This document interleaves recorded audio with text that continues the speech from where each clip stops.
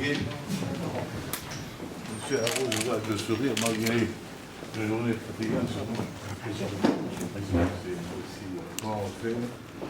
Je vais vous asseoir.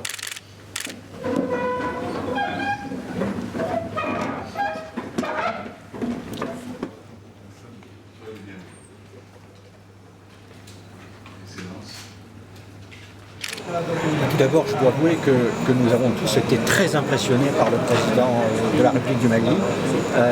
Je sortais, ma collègue américaine m'a dit « It's impressive ». Et c'est vrai qu'il est très impressionnant. Nous sommes venus au Mali, vous le savez, pour dire que nous soutenons le Mali, la communauté internationale le soutient.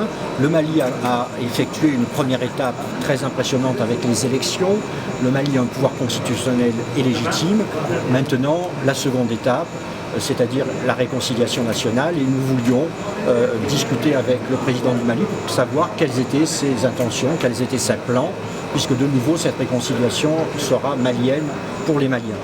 Et je crois que nous avons été pleinement rassurés sur le fait que le président de la République du Mali veut un dialogue totalement inclusif avec tous les Maliens. Et lorsque je dis tous les Maliens, ce n'est pas seulement les groupes armés, c'est aussi les citoyens.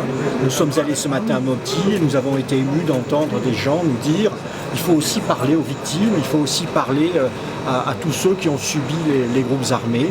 Il faut donc renouer, c'était une belle image du président malien, il faut renouer le fil malien.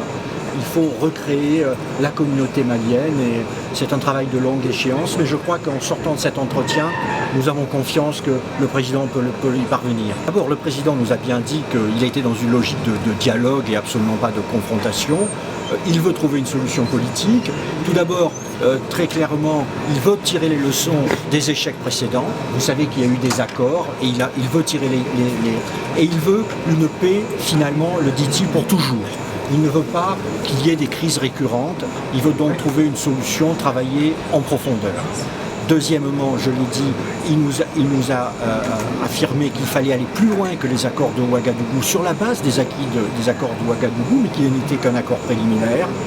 Donc un processus qui soit un processus fondé sur une feuille de route de négociation. Et il nous a dit, Inch'Allah, que les autorités maliennes la publieraient vraiment dans les heures ou peut-être les jours qui viennent.